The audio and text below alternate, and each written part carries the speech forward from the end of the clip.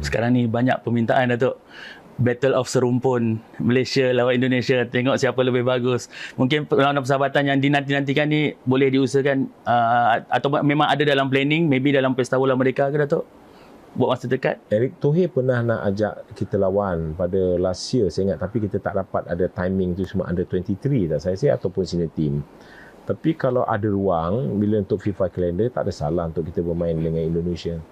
Kalau kita bandingkan sekarang antara pasukan Indonesia dan pasukan negara kita, ya, kalau kita nampak pemain warisan mereka bermain di luar. Mereka bermain dengan pasukan-pasukan kelab yang lebih baik di negara mereka, di mana bermain di kelab maupun Division 2 di negara Eropah. Itu merupakan satu liga yang cukup kompetitif dan mereka bermain dengan pemain-pemain yang berkualiti. Sebaliknya di negara kita, kita hanya mendapati pemain warisan yang bermain di negara kita. Jadi adakah itu membantu? Bagi saya, kita harus fikirkan. Untuk mengambil pemain warisan tidak salah, ya, tetapi kita ingin pemain-pemain warisan ini berkelacana di negara luar, bermain dengan kelab-kelab yang bermutu dalam liga-liga yang cukup kompetitif. Oke, Assalamualaikum warahmatullahi wabarakatuh, sahabat pencinta sepak bola di seluruh Nusantara.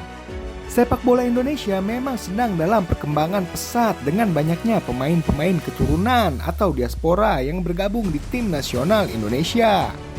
Sontak hal itu pun membuat Malaysia ketar-ketir. Dan yang baru-baru ini, Presiden Federasi Sepak Bola Malaysia memberikan tanggapan dan komentarnya tentang banyaknya pemain-pemain keturunan yang bergabung dengan timnas Indonesia. Dan Malaysia pun mengakui mereka semakin tertinggal jika tidak bisa mengikuti jejak langkah Indonesia. Seperti apa keseruan video ulasannya? Yuk, tanpa berlama-lama langsung aja kita cek. Okey, Datuk. Tak dinafikan kejayaan sekarang Persatuan Sepak Bola Indonesia dan inisiatif Ketua Umum Pak Erick Thohir dah membuka mata di seluruh Asia, juga Asia Tenggara. Pak Erick khususnya dengan bawa masuk ramai pemain warisan dari Eropah untuk mempercepatkan dan menambah baikkan tim Garuda. Jadi Datuk melihat usaha yang dilakukan oleh Pak Erick Thohir ni macam mana, Datuk? Saya fikir pemain warisan ni kita perlu lihat dengan naturalized player. Naturalized player ni dia tak ada kaitan langsung. Pemain warisan ni adalah heritage players, di mana either isteri atau ayah dia, ibu atau ayah dia adalah orang Malaysia. Betul. Orang Malaysia lah, atau yang itu orang Indonesia lah. Jadi mereka ni ada layak mendapat pasport dan boleh bermain. Ketika di tempat kita ni sekarang ni, seperti mana yang saya maklum pada semua barisan coach daripada senior team sampai youth, kita akan mengambil pemain warisan yang kualiti tinggi supaya kita untuk mewakili negara. Tetapi ingat, kita ni takkan sama dengan Philippines ataupun dengan Indonesia. Mereka punya banyak pemain warisan yang boleh mereka pilih, kualiti dan kuantiti. Kita ni very very limited. Dan banyak daripada portal tu mengatakan ada kita Malaysia enggak punya banyak yang fake, banyak pemain keturunan. Dan, counsel saya Christopher Rush yang memantau perkara ni telah melihat yang reason ini pun, pemain ni pun bila kita PM dengan dia pun dia tak jawab. Dan kita pun dapat tu dia pun tak ada mak ayah atau ibu atau ayah dia daripada Malaysia. Jadi banyak yang ada tipu lah masuk di situ. Jadi mana-mana pemain warisan yang ada pun, jadi kalau dia bagus, why not that kita ambil. Tapi kita takkan dapat macam Indonesia dengan Filipina. Dia ramai perempuan dia yang berkahwin dengan luar negara semua banyak. Compare dengan kita.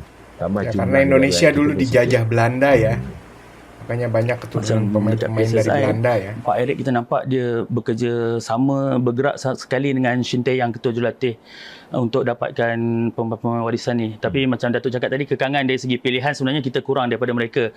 Selain itu, adakah faktor macam kekangan, kesibukan waktu juga Datuk untuk push perkara macam ni untuk dilaksanakan, Datuk? Tak ada. Saya punya staff memang ada monitor benda ni dan juga dengan jurulatih. Memang kita pantau, bukan sekarang, daripada dulu lagi. Masa kita proses naturalisasi pun memang kita pantau. Dan perkara itu senang je. Kalau kita ada dapat benda tu dan dia minat Malaysia, dia dah approach kita FM siang dah. Dah betul. Jadi ada kebanyakan tu fake. Dan lepas tu ada kebanyakan tu pula mungkin ada 1-2 tak nak dapat pasport Malaysia. Dia nak main dekat luar. Tapi tak ramai lah yang ada. Dengan apa? Tapi itulah yang setakat ni, inilah yang ada dengan players yang kita dapat. Kalau ada, mereka pun boleh dia hubungi FM secepat mungkin, because dia tahu dah FM ni email ke atau whatsoever, semua tak ada masalah dengan ni. So memang setakat ni yang kita nampak ada yang kita percaya dari maklumat Datuk kata palsu, tapi dekat luar pula ada yang mempertahan kata betul valid. So ada kekeliruan kat situ Datuk. Mungkin Datuk terfikir untuk bekerjasama dengan pihak-pihak sukarelawan yang memantau Saya dah ni. suruh Christopher Rush, Singapura dan juga Fustasa Malaysia kesulitan mencari pemain keturunan. Jadi ada certain sometimes tak dia ada akan respon. mengikuti Dan jejak langkah kemudian Indonesia pun ya. kalau siapa pun ada berminat, dia pun boleh je datang FM untuk bincang kalau dia betul nak naikkan bola sepak negara atau dia betul ada good player. Itu bukan jadi isu lah dengan ni. Tak kira mana pihak, Datuk sentiasa terbuka maksudnya untuk Yes. terima maklumat tu. Yes. And di Indonesia dia ada satu keputusan untuk menggabungkan pasukan senior dan pasukan junior, dan nampak hasilnya Datuk. Walaupun mulanya dulu nampak macam slow, tapi dekat Malaysia adakah jurang tu sebenarnya terlalu jauh antara senior dan junior untuk kita praktikkan benda yang sama Datuk? Mungkin dia sesuai kat Indonesia ketika ni, tapi mungkin tak sesuai kat Malaysia. Jadi kita kena lihatlah dia punya semua tempat tu tak semesti dekat Indonesia kita boleh implement Ya, dekat ketika Malaysia. dulu Indonesia potong generasi, sometimes banyak ada yang certain meremehkan berbeza ya. lah dengan ni. Sekarang ni banyak permintaan Datuk. Battle of serumpun Malaysia lawan Indonesia, tengok siapa lebih bagus. Mungkin perlawanan persahabatan yang dinanti-nantikan ni boleh diusahakan Ini sangat atau memang ada dalam dinanti-nanti, planning, maybe dalam Pesta Bola Merdeka ke Datuk? Buat masa dekat. Eric Thohir pernah nak ajak kita lawan pada last year saya ingat, tapi kita tak dapat ada timing tu, semua under 23 tak saya ataupun senior team. Tapi kalau ada ruang bila untuk FIFA calendar, tak ada salah untuk kita bermain dengan Indonesia, sama ada senior team atau under 23. Oke, sangat dinantikan ya Kita duel ada serumpun kesesuaian ya. lah. Ya, ini satu perkara yang telah lama diperkatakan ketika saya bersama pasukan bawah 23 terutamanya. Saya masih lagi ingat apabila kita tewas dalam Sukan C 2013, 2015, saya telah mengatakan banyak kali tentang kita harus waspada bukan saja dengan pasukan Indonesia, Thailand yang kita tahu mempunyai tahap yang cukup tinggi, tetapi pasukan kerdil seperti Cambodia, Laos, mereka bertambah baik. Dan kita harus mempunyai program, itu yang saya katakan. Program-program akar umbi, program-program di NFDP, program-program di EMD harus diselarikan dengan Persatuan Bola Sepak Malaysia. Dan pada masa yang sama, saya harap Persatuan Bola Sepak Malaysia ataupun FAM dapat mengeluarkan satu program khas di mana kita harus fikir yang peringkat kelayakan Olimpik akan hanya berlangsung 4 tahun sekali. Jadi mereka harus mempunyai program secara pendek dan secara panjang untuk memastikan kita mampu bersaing. Dan paling penting adalah pendedahan pada pemain-pemain utama. Contohnya untuk pemain yang berusia 23 tahun pada 2028 kini berusia 19 tahun. Jadi apa kategori pemain bawah 19 tahun sekarang yang perlu kita nilaikan?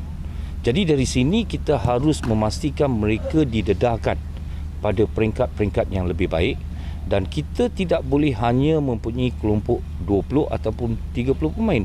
Kita harus mempunyai kelompok yang begitu banyak di mana dalam masa 4 tahun macam-macam boleh berlaku, termasuk kecederaan, termasuk para pemain yang mungkin akan lewat is a late bloomer, di mana mereka mungkin tidak nampak begitu sesuai sekarang, tetapi apabila berusia 20, 21, 22 bertambah baik. Jadi program-program untuk para pemain ini harus disediakan dari sekarang.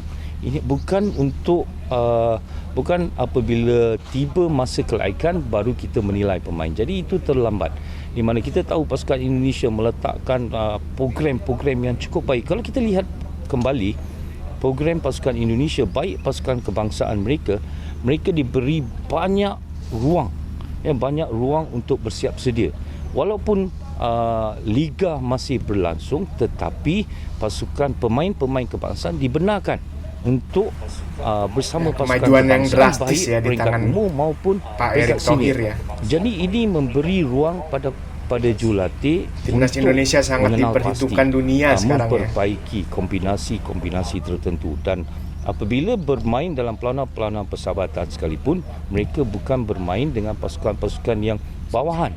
Mereka bermain dengan negara-negara yang berkualiti, terutama di Eropah, mengadakan persiapan di Turki. Jadi ini semua harus diambil iktibar, di mana kita harus menerima hakikat yang kita tidak bersiap sedia dengan sewajarnya. Jadi untuk kita memastikan kita mampu bersaing ataupun layak ke Olimpik, kita harus bermula dari sekarang. Okay, last daripada saya, Datuk. Sekarang ni trend kalau kita tengok semua nak panggil pemain warisan di luar untuk join. Pendapat Datuk sendiri, adakah ia bagus untuk jaga pendek ataupun menutup ruang untuk pemain lokal pula? Kalau kita bandingkan sekarang antara pasukan Indonesia dan pasukan negara kita, ya, kalau kita nampak pemain warisan mereka bermain di luar. Mereka bermain dengan pasukan-pasukan kelab yang lebih baik di negara mereka, di mana bermain di kelab maupun Division 2 di negara Eropah. Itu merupakan satu liga yang cukup kompetitif dan mereka bermain dengan pemain-pemain yang berkualiti. Sebaliknya di negara kita hanya mendapati pemain warisan yang bermain di negara kita. Pemain Jadi keturunan adakah Malaysia itu banyak yang bermain di Liga bagi Malaysia saya, ya. kita harus fikirkan untuk mengambil pemain warisan tidak salah, ya, tetapi kita ingin pemain-pemain warisan ini berkelacana di negara luar, bermain dengan kelab-kelab yang bermutu dalam liga-liga yang cukup kompetitif.